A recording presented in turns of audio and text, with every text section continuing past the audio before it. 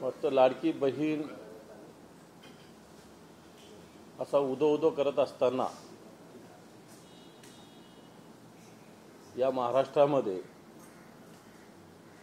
बहिणीवर अशा पद्धतीनं अत्याचार दुसऱ्या बाजूनं होताना आपल्याला दिसतात।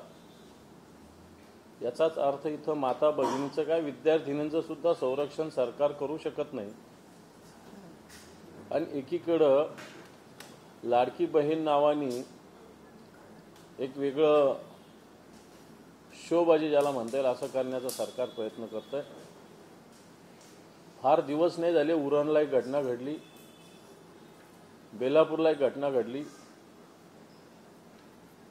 मीरा भाईंदरला घटना घडली, मुंबईत काल परवा घटना घडली।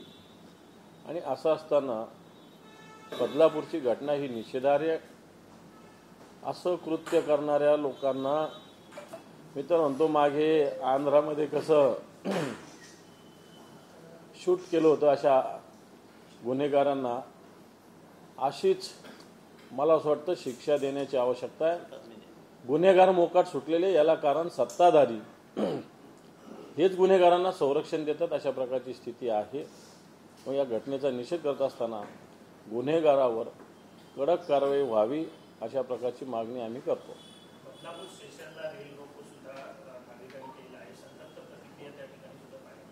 बिलकुल, कारण हे होणार अशा प्रकारच्या घटना महानगर सोडून ग्रामीण भागामध्ये बदलापूरसारख्या छोट्या छोट्या शहरात जर होत असेल तर नागरिकांच्या प्रतिक्रिया येणारच आहे। आणि मला वाटतं येणाऱ्या काळामध्ये या प्रतिक्रियेचा मोठ्या प्रकारे जनआक्रोश होऊ शकतो। जे लोक हिंदू काय जनआक्रोश म्हणतात, मला असं वाटतं या भगिनी हिंदू नाही का? उरणची भगिनी असेल, बेलापूरची असेल, बदलापूरची असेल, हे यांना दिसणार नाही, हे बिलकुल दिसणार नाही यांना। आणि म्हणून या सगळ्या घटनेचा तीव्र निषेध आम्ही करतो। ठाण्याच्या कळव्यामध्ये सुद्धा असाच एक प्रकार घडलाय। एका गतिमंद मुलीवरती सरकारी रुग्णालयाच्या आवारामध्ये अत्याचार करण्यात आले, त्यावेळेला सुरक्षेच्या संदर्भात सुद्धा प्रश्न उपस्थित केले जातात। हे पहा, हा प्रश्न आहे जसा आता एक महिला डॉक्टरांच्या सुरक्षिततेचा प्रश्न आहे। सगळीकडे मोठ्या प्रमाणावर मागणी आंदोलन उभा केलेलं आहे। हे कधी होत असतं ज्यावेळेस सत्ताधाऱ्यामध्ये ती धमक नसते, गुन्हेगारावर वचक नसतो, यांचेच लोक गुन्हेगारी करतात, यांचाच आमदार तलवार काढून केक कापतो, यांचेच आमदार हवेमध्ये गोळीबार करतात। आणि त्याच गुन्हेगारांना वाटतं जर यांना काही होत नाही तर मला काय होणार आहे। आणि मग मला असं वाटतं असे प्रकार वाढतात आणि ते महाराष्ट्रात आताच्या घडीला वाढलेले आहेत। सरकार मोठ्या घोषणा, खोटाड्या घोषणा, प्रलोभनं देण्यात, निवडणुकीच्या बेगमीमध्ये गुंतलेलं आहे, फक्त सर्वसामान्य माणसाची सुरक्षिततेकडे सरकारचं पूर्णपणे दुर्लक्ष आहे। दानवे साहेब, दुसरा राजकीय प्रश्न आहे। मंत्री रवींद्र चव्हाण आणि रामदास कदम यांच्यामध्ये तूतूमयमय पाहायला मिळते। चमकोगिरी करणाऱ्या मंत्र्यांना काढून टाका असं एकंदरीत ते दम देत आहेत। ज्या पद्धतीनं मुंबई गोवा रस्त्याचं काम पूर्णपणे होत नाही आहे, गणपती आले, कोकणचे सगळे चाकरमाने गावाकडे मोठ्या प्रमाणावर जात असतात, परंतु हा रस्ता अतिशय महत्त्वाचा असताना सार्वजनिक बांधकाम मंत्री हे सत्य आहे की 4 खड्डे पाहणी करतात आणि पुन्हा आश्वासनं देतात आणि पुन्हा मुंबईला येऊन बसतात। सार्वजनिक बांधकाम खात्याने नुसतं टेंडरमध्ये हे गुंतलेलं आहे। मागच्या काळामध्ये मार्चमध्ये घाई गडबडीमध्ये जवळपास 28,000-29,000 कोटी रुपयाचे टेंडर्स काढले गेले आणि सगळे 7%, 8% अतिरिक्त म्हणजे अबोव ज्याला म्हणतात टेक्निकल भाषेत अशा दरानं देण्यात गुंतलेले आहे। सार्वजनिक बांधकाम विभाग बदल्या आणि टेंडर देण्यात गुंतलेले आहे, प्रत्यक्षात काम कुठंच होत नाही। सगळे रस्त्याची चाळणी झाली आहे महाराष्ट्रातल्या। या महाराष्ट्रातला कोणताही रस्ता आत्ताच्या घडीला चांगला नाही आहे, याची जबाबदारी सार्वजनिक बांधकाम विभागाची आहे। आणि कोकणाचा रस्ता म्हणजे हा मुंबई गोवा रस्ता तर एकदम अतिशय अत्यावस्था त्याची झालेली आहे। आणि म्हणून रामदास भाई जे बोलले काही चुकीचं बोललं नाही असं माझंही मत आहे। आरक्षण प्रश्नावरती जरांगेंनी जी टीका केली होती त्याला प्रत्युत्तर म्हणून काल देवेंद्र फडणवीस उपमुख्यमंत्री यांनी म्हटलंय की जर त्यांचं म्हणणं सत्य ठरत असेल तर मी राजकारणातून निवृत्त पण होऊ। असं अनेक वेळेस देवेंद्र फडणवीस यांनी अनेक घोषणा केल्या आहे, लोकसभा झाल्यावरही त्यांनी सांगितलं होतं की मला आता जबाबदारीतून मुक्त करा, परंतु या घोषणा असतात. ह्या महाराष्ट्राला माहिती आहे मराठा आरक्षणाची जी भूमिका आहे याचे मारेकरी भारतीय जनता पार्टी आहे, याचे मारेकरी देवेंद्र फडणवीस आहेत. आणि ही मराठा समाजाच्या मनामध्ये रुजलेली भावना आहे. ही देवेंद्र फडणवीस काही जरी घोषणा केली तर निघू शकत नाही. सर, याला एक लागूनच प्रश्न आहे. कालपर्यंत म्हणजे पहिल्यांदा देवेंद्र फडणवीस उघड रोखोक भूमिका घेतली याबाबत मुख्यमंत्री एकनाथ शिंदे याच्याबद्दल कधी बोलत नव्हते. म्हणजे मदत केली आहे असंही नाही केली असं नाही. हा त्या दोघांमधला सुप्त संघर्ष असं वाटतं. काल मुख्यमंत्र्यांनी लगेच पटकन सांगितलं की नाही त्यांनी खूप मोलाचं योगदान दिले, केले. आतापर्यंत जरांगे आरोप करत होते त्यावेळेस मुख्यमंत्री एकदाही बोलले नाही. काल मात्र लगेच बोलले. काय हे मागच्या काळात या गोष्टी स्पष्ट झालेल्या आहे की एकीकडे मुख्यमंत्री मराठा आरक्षणाच्या भूमिकेची वेगळी भूमिका घेत होते आणि एकीकडे छगन भुजबळांना पुढे करून देवेंद्र फडणवीस आणि भारतीय जनता पार्टी वेगळी चाल चालत होते. हे अख्ख्या महाराष्ट्राला कळतं. आणि म्हणून काल लगेच रिॲक्शन दिली म्हणून त्याच्यात फार काही आपण समजण्याची गरज नाही आहे. मनोज जरांगे सुद्धा या सगळ्या प्रक्रियेत आहे, तर त्यांनाही कळतं कोण याच्या विरोधात आहे, कोण याला विरोध करतं. सातत्यानं विरोध देवेंद्र फडणवीसांचाच आहे. दुसरं असं की मी ग्रामीण भागात फिरत असताना एक महाराष्ट्रामध्ये गणवेशाचा मुद्दा आहे आणि ज्यावेळेस विधिमंडळाचं अधिवेशन झालं त्यावेळेस मला स्वतःला शिक्षण मंत्र्यांनी ऑगस्ट अखेरीपर्यंत सगळ्या विद्यार्थ्यांना गणवेश दिले जाईल असं सांगितलं होतं. राज्यात 45 लाख विद्यार्थी आहेत, म्हणजे 90 लाख गणवेश विद्यार्थ्यांना देण्याची आवश्यकता आहे. आपल्या माहितीच तो सांगतो आत्तापर्यंत फक्त 7.5 म्हणजे 7.5 लक्ष विद्यार्थ्यांना गणवेश दिलेले आहेत. 37.5 लक्ष विद्यार्थी अजून गणवेशापासून दूर आहे. 37 लक्ष विद्यार्थी म्हणजे त्यांचे डबल एवढे गणवेश अजून शिवणं बाकी आहे. मी परवा काही ठिकाणी गेलो तर माझ्याकडे गणवेश आहे. हे गणवेशाचा नियम असा आहे, याचं जे पॉलिस्टर पाहिजे हे पॉलिस्टर कॉटन असणं अपेक्षित आहे. कापड पॉलिस्टर कॉटन असणं अपेक्षित असताना पॉलिस्टर विस्कॉस अशा प्रकारचं कपडा याच्यासाठी वापरलं जातं. त्वचेसाठी कॉटनचं प्रमाण याच्यामध्ये असण्याची आवश्यकता आहे, परंतु हे नाही. माझ्याकडे काही गणवेश आहे. ह्या गणवेशामध्ये याची बाही वेगळ्या कपड्याची आहे आणि हा वेगळ्या याचा आहे. आणि मी याचं तुम्हाला उद्या टेक्स्टाईलचं जे काही प्रमाणीकरण आहे त्याचं लॅबचा रिपोर्टसुद्धा देईल. परंतु हे तुम्ही सुद्धा येऊन बघू शकता की ही बाही वेगळा कपडा आणि हा वेगळा कपडा आहे. दुसरी गोष्ट, या सगळ्या याच्यामध्ये जवळपास 110 रुपये शिलाई देण्याचं सरकारने कबूल केलं होतं, परंतु महिला आर्थिक विकास महामंडळ कुठेच शिवत नाही, त्यांनी फक्त घेऊन ठेवलं. आणि हे लोक ग्रामीण भागातल्या महिलांकडून 30-30, 40-40 रुपयामध्ये गणवेश शिवून घेतात.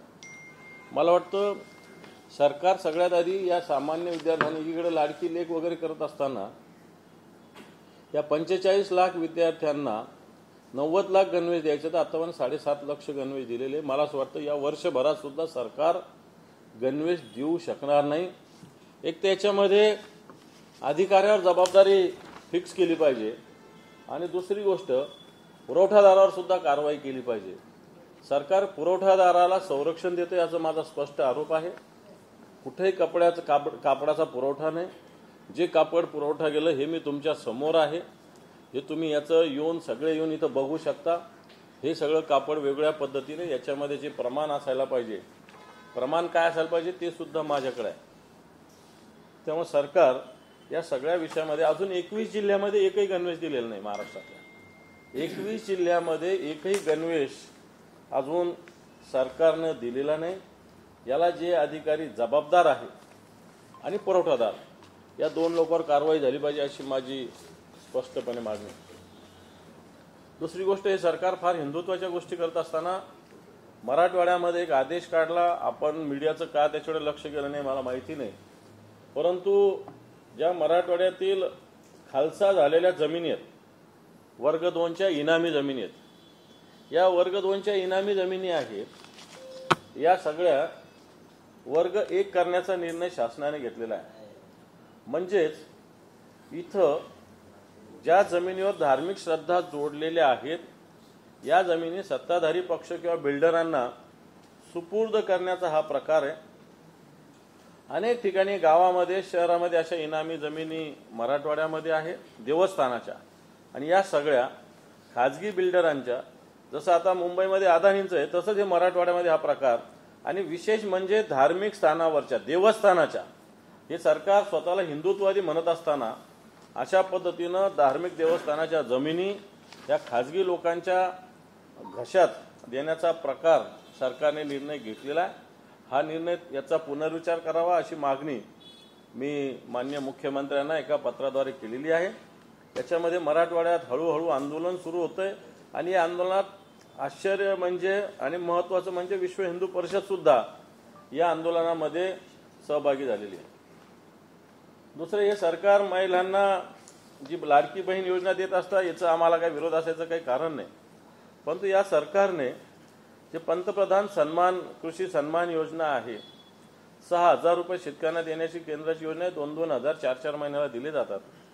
आपल्या महाराष्ट्रात मागच्या वर्षी नमो शेतकरी सन्मान योजना राज्याने सुरू करण्याचा निर्णय घेतलेला होता, आणि या योजनेमध्ये दिल्लीची जी केंद्राची जी योजना आहे हिच्या सोबतच राज्याचा सुद्धा हप्ता 2,000 रुपयाचा दिला जाईल अशी घोषणा केली होती. परंतु आत्ताचा हप्ता अजूनही सरकारने बजेट झाल्यावर दिला नाही. केंद्राचा एक हप्ता आला, दुसरा हप्ता देण्याची वेळ आलेली आहे, परंतु राज्याने दिले. माझ्या माहितीप्रमाणे या सगळ्या गोष्टीला 5,975 कोटी रुपये लागते, आणि अर्थ विभागानं हा निधी द्यायला असमर्थता दर्शवलेली आहे अशा प्रकारची माहिती माझ्याकडे आहे. दुसरी गोष्ट, महसूल विभागाच्या ज्या बदल्या झाल्या, मग तहसीलदार, उपजिल्हाधिकारी, नायब तहसीलदार या सगळ्याच्या सगळ्या नियमबाह्य रीतीने झालेल्या आहे. कित्येक अधिकाऱ्याचा विभागीय संवर्ग जे महसूल विभाग असतो तो विहित कालावधीत पूर्ण झाल्याशिवाय बदललेला आहे. कित्येक लोकांचा बेकायदा बदल्या झालेला, जो 6 महिने होता, 1 वर्ष होता, याला सुद्धा दुसरीकडे नेऊन टाकलेला आहे. थोडक्यात सत्ताधारी पक्षाच्या आमदारांना सोयीचे अधिकारी, उपजिल्हाधिकारी आणि तहसील तिथं नेमण्याचा प्रयत्न केला, आणि याच्यामध्ये कोणताही निर्णय हा कायद्याला धरून झालेला नाही. हे सुद्धा आम्ही निवडणूक आयोगाकडे लवकरच कंप्लेंट करतोय. दुसरा, जो आनंदाचा शिधाच्या मुद्द्यामध्ये सुप्रीम हायकोर्टाने राज्य सरकारवर मोठे अटॅक केलेले, मोठे त्याच्यावर ठपके ठेवलेले आहेत की जो आनंदाचा शिधा आहे अटीची पूर्तता करणाऱ्यांना अपात्र ठरवलं, आणि जो अटीची पूर्तता करत नाही त्यांना पात्र ठरवलेलं आहे. अशा पद्धतीनं सरकार या सगळ्या याच्यामध्ये गुत्तेदारांना प्रोत्साहन देण्याचं काम करतं. दुसरं महत्त्वाचं म्हणजे की ज्या मुलीच्यामुळं मोफत शिक्षण पदवीपर्यंत सरकारने देण्याचा निर्णय घेतला. एक पूनम नावाची मुलगी होती सेलू तालुक्यातील, आपल्याला माहिती आहे, तिनं पत्र लिहिलं होतं, पूनम पवार. तिच्या आत्महत्येनंतर सरकारने निर्णय घेतला, परंतु तिच्या कुटुंबाकडे सरकारने आजही पूर्णपणे दुर्लक्ष केलेलं आहे. तिची आई, तिचे वडील एक हमालीचं काम करतात, आई शेती करते, शेतीमध्ये मजुरी करते, पण त्यांच्याकडं अजून कोणतंही लक्ष दिलं नाही. सांगण्याचा मुद्दा हा की अनेक विषय माझ्याकडं, जसं विद्यार्थ्यांना जो आहार दिला जातो त्याच्यामध्ये साखरेचं प्रमाण एवढं असावं, राज्य सरकारने आदेश काढला, आणि त्याला पॅडियाट्रिक असोसिएशननी त्याला विरोध केलेला आहे. विद्यार्थ्यांना तुम्ही अशा पद्धतीने एवढी साखर देणं म्हणजे येणाऱ्या काळामध्ये या महाराष्ट्रातील लहान मुलांमध्ये साखरेचं प्रमाण मोठ्या प्रमाणावर येईल. त्याच्या संदर्भात मी काल ट्विट सुद्धा केलेलं आहे, त्याच्यावर सुद्धा डिटेल मी नंतर बोलणार आहे. परंतु अशा पद्धतीनं आंधळं दळतं आणि कुत्रपीठ खाते अशा प्रकारची स्थिती या राज्य सरकारची आहे. फक्त स्वार्थी निर्णय, टक्केवारीचे निर्णय, कोणाचे तरी घरं भरण्याचे निर्णय, मग सगळ्या मी सांगितल्याप्रमाणे गणवेशामध्ये पुरवठादार आणि अधिकारी, हा गणवेश तुमच्या समोर आहे, आनंदाचा शिधा, काही गुत्तेदार, बदल्या, काही सत्ताधारी आमदार, अशा पद्धतीनं जसं ते लहान मुलांना साखर देण्याचं प्रमाण, यांच्याकडे अतिरिक्त साखर आहे आता, आणि म्हणून ही साखर बाहेर काढण्यासाठी अशा पद्धतीनं शुगर लॉबीच्या प्रेशर खाली घेतलेला हा निर्णय आहे. आम्ही सरकार खऱ्या अर्थानं सर्वसामान्य जनतेसाठी काम न करता उगाच लाडकी बहीण लाडका भाऊ म्हणायचं, प्रत्यक्षात सगळ्यांशी सावत्रपणाची वागणूक करायची, शेतकऱ्यांची सावत्रपणाची वागणूक, माता भगिनीची सावत्रपणाची वागणूक, विद्यार्थ्यांची सावत्रपणाची वागणूक. आज हे 45 लाख विद्यार्थी या महाराष्ट्रातले सर्वसामान्य विद्यार्थी, जिल्हा परिषद आणि महानगरपालिकेच्या शाळेत शिकणारे 45 लाख विद्यार्थी आहेत. आज यांना 15 ऑगस्टला गणवेश नाही. ग्रामीण भागातील विद्यार्थ्यांची स्थिती भयावह आहे. शाळेचे जे 2 गणवेश मिळतात याच्यावरच त्यांचं वर्ष जात असतं आणि यांना 15 ऑगस्टला सुद्धा जुने थिगळं लावून कपडे घालावे लागले. अशा प्रकारची स्थिती आहे. सर हिंदी में जानना चाहिए असलम शेख यांनी एक मागणी केली आहे महाविकास आघाडीने 20% जागा या मुस्लिम समाजासाठी राखीव ठेवाव्यात, कारण लोकसभा निवडणुकीमध्ये विजयात खूप मोठा वाटा हा आमच्या समाजाचा आहे. काय नेमकी भूमिका, कारण याचवरून आता भाजप किंवा महायुतीचं टार्गेट तुम्हाला कळतंय की हे कुठलं हिंदुत्व खास 20% जागा मुस्लिमांसाठी राखीव ठेवायच्या असतील. असलम शेख हे काँग्रेसचे आहे. त्यांना काँग्रेस पक्षाला मागणी करण्याचा अधिकार आहे. बाकीच्या पक्षाची काय धोरण असावं त्यात तो पक्ष ठरवतो आणि शेवटी निवडणुका इलेक्टिव्ह मेरिटवर ठरत असतात. इलेक्टिव्ह मेरिट ज्याचं आहे, शिवसेना तरी कोणालाही जात धर्म पाहून उमेदवारी देत नाही, हे शिवसेनेचं धोरण आहे. असलम शेख यांची मागणी त्यांच्या पक्षापुरती मर्यादित असावी. तुमच्या महाविकास आघाडीतील एक टीका करताना भाजपचे प्रवक्ते संजय मांडे असं म्हणतात की उद्या चालून उद्धव ठाकरेंना, म्हणजे अशाच मागण्या जर उद्धव ठाकरे उभत राहिल्या तर एकेकाळी बाळासाहेबांच्या बाजूला ते जिनाची कबर देखील बांधायला परवानगी. मला असं वाटतं भारतीय जनता पार्टीने काल अणुशक्तीनगर मतदारसंघात नवाब मलिक आणि अजितदादा पवार यांनी सोबत रॅली केली. या नवाब मलिकावर भारतीय जनता पार्टीनं काय काय आरोप केले. NIAची चौकशी नवाब मलिकांची चालू आहे. जामिनावर ते बाहेर आहे. आजारी आहे म्हणून बाहेर आहे. आजारी असताना एवढ्या रॅल्या त्यांच्या चालतात का? चालत असताना NIAनी दाऊदच्या विषयी कसे संबंध आहे. आमच्यातून गेलेले गद्दार सुद्धा काय म्हटले होते की देशद्रोहाच्या मांडीला मांडी आम्ही लावून बसू शकत नाही. मग अजितदादाच्या मांडीला मांडी लावता, अजितदादा नवाब मलिकाच्या मांडीला मांडी लावू लागतात. NIAची इन्क्वायरी असताना, NIAच्यावर जामिनावर असताना नवाब मलिक भर सभेत असतात.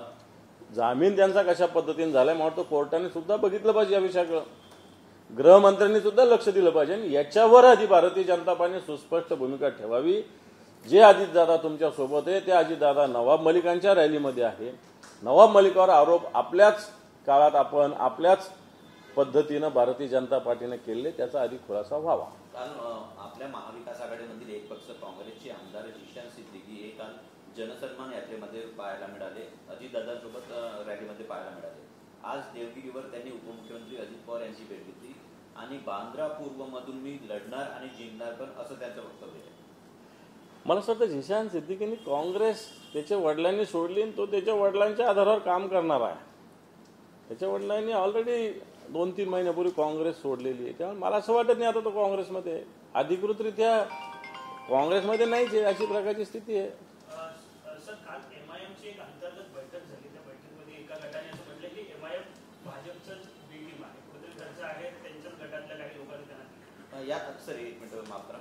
काल इम्तियाज जलील यांची पत्रकार परिषद होती. मुंबईचा प्रदेशाध्यक्ष बदलण्यावरून एकत्रित त्या पत्रकार परिषदेत राडा झाला आणि हे एकंदरीतच त्यांच्या मागण्या म्हणजे भाजपचा दलाल किंवा दल्ला वगैरे असं घुसणं त्या इम्तियाज जलीलांनी ऐकायला मिळालं.